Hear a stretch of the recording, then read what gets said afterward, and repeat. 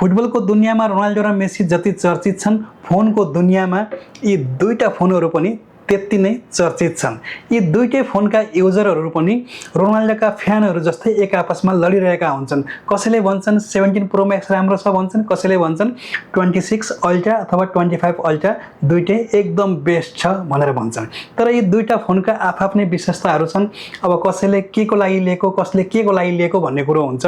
अब यो फोन भनेको चाहिँ मान्छेहरूले आफ्नो प्राइभेसी र सेक्युरिटी प्रपोज चाहिँ धेरै मान्छेले चाहिँ आइफोन लिएको भनेर चाहिँ देखिन्छ। भन्दाखेरि चाहिँ ग्यालेक्सी भनेको चाहिँ अब यसको पनि सेक्युरिटी सिस्टम चाहिँ अत्याधिक राम्रो छ, अत्याधिक स्ट्रङ छ यसको पनि।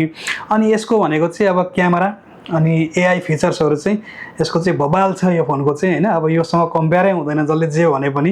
म लामो समयदेखि आइफोन युजर हुँ, तर र पनि अब ग्यालेक्सीको एआईसँग एप्पल इन्टेलिजेन्टको चाहिँ अब कम्पेयरै हुँदैन। यो धेरै नै अपग्रेड भइसकेको छ यो फोन चाहिँ।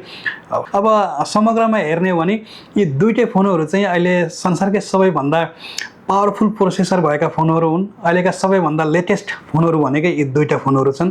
अब यसमा यो राम्रो यो नराम्रो भनेर यहाँ छुट्याउन सक्ने अवस्था नै छैन। अब आफआफ्नो अनुभव हो, त्यो अनुभव चाहिँ म तपाईहरुलाई आज शेयर गर्दैछु। मैले यो 17 प्रो मैक्स चाहिँ लगभग 1.5 महिना जति भयो होला मैले लिएको यो।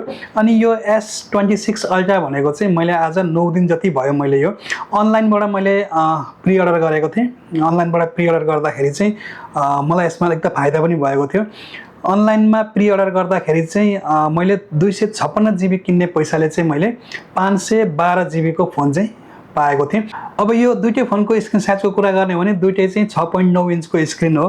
अनि यसको बडी भनेको चाहिँ यो चाहिँ दुईटै एल्युमिनियमको बडीहरू छ। यो चाहिँ दुईटै एल्युमिनियमको बडी छ। पहिले चाहिँ टाइटेनियमको बडी थियो दुईटैको, अहिले चाहिँ एल्युमिनियमको छ। एल्युमिनियमको बडी राख्नुको कारण चाहिँ यसको हिटिङलाई चाहिँ कम गर्नको लागि भनेर चाहिँ कम्पनीले भनेको छ। तर यो फोन चाहिँ मैले दुईटै फोन चाहिँ हिट भएको मैले पाइनँ। म यसमा पनि गेम खेलिरहेको छु, यसमा पनि मैले गेम खेलिरहेको हुन्छु, गेम पनि खेलिरहेको हुन्छु। म अलिकति बेसी नै युज गर्छु मोबाइल गर्दाखेरि खासै मैले दुईटै फोन चाहिँ एक तातिएको मैले पाइनँ। किनभने 16 प्रो मैक्स चाहिँ अलिकति तातिन्थ्यो अनि 25 पनि तातिन्छ भन्ने सुनेको, तर मैले युज गरेको चाहिँ होइन। 25 अल्ट्रा पनि तातिन्छ भन्ने चाहिँ सुनेको हो, तर 16 प्रो मैक्स पनि अलिकति तातिने त्यो फोनको समस्या थियो भने यसमा चाहिँ त्यो हिटिङको प्रब्लम चाहिँ यसमा छैन। अनि अब यसको क्यामेराको कुरा गर्ने हो भने 17 प्रो मैक्सको चाहिँ यसको चाहिँ पछाडिका तीनटा क्यामेरा भनेको 48 मेगापिक्सलका छन्। अनि स्यामसङको भनेको चाहिँ यसको मेन क्यामेरा भनेको चाहिँ 200 मेगापिक्सल छ, बाँकी भनेको चाहिँ 50 मेगापिक्सलको चाहिँ क्यामेरा छ। अनि यसको यो फ्रन्ट क्यामेरा भनेको चाहिँ 18 मेगापिक्सलको छ, यसको भने चाहिँ 12 मेगापिक्सलको छ।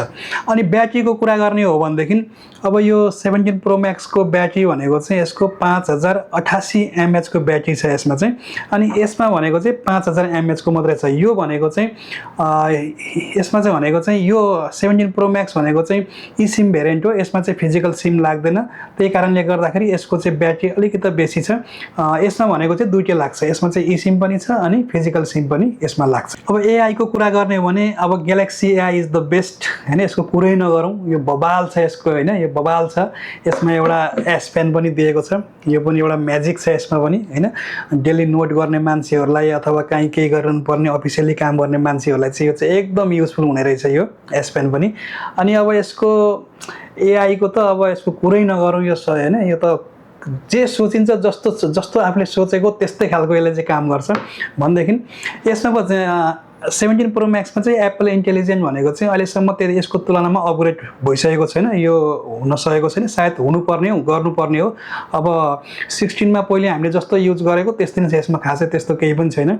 यसमा चाहिँ अलिकति क्यामेरामा 16 भन्दा अलिकति क्यामेरामा इम्प्रुभ गरेको छ, यसमा क्यामेरामा इम्प्रुभ छ, त्यति नै हो। खासै त्यस्तो मैले यसमा केही पनि फरक पाइन यो फोनमा। यहाँनिर अहिले एक्स्ट्रा भनेको चाहिँ यहाँनिर प्राइभेसी डिस्प्ले भनेर एउटा यहाँनिर अप्सन छ। यो प्राइभेसी डिस्प्ले चाहिँ पहिले हामीले चाहिँ प्राइभेसी ग्लास हामीले हालेर चाहिँ युज गर्थ्यौँ भनेदेखि अहिले चाहिँ मोबाइलमै यो प्राइभेसी डिस्प्ले दिएको छ। अब यो प्राइभेसी डिस्प्ले चाहिँ यसरी दुईटैलाई यसरी अन गरिसकेपछि चाहिँ हैन अलिकति कोल्ट्याउँदा पनि यो चाहिँ देखिँदैन, यो हेर्नु हैन, थोरै कोल्ट्याउँदा पनि देखिँदैन।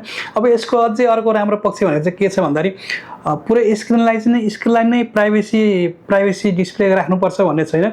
तपाईलाई कुन एप्सहरू चाहिँ तपाईलाई प्राइभेसी गर्ने हो भनेर त्यहाँनिर अप्सन पनि छ। जस्तै ब्याङ्कका एप्सहरू चाहिँ आफूले प्राइभेसी गर्न सक्यो, अरू चाहिँ अब हैन सोशल मिडिया आफूले युज गर्न सक्यो।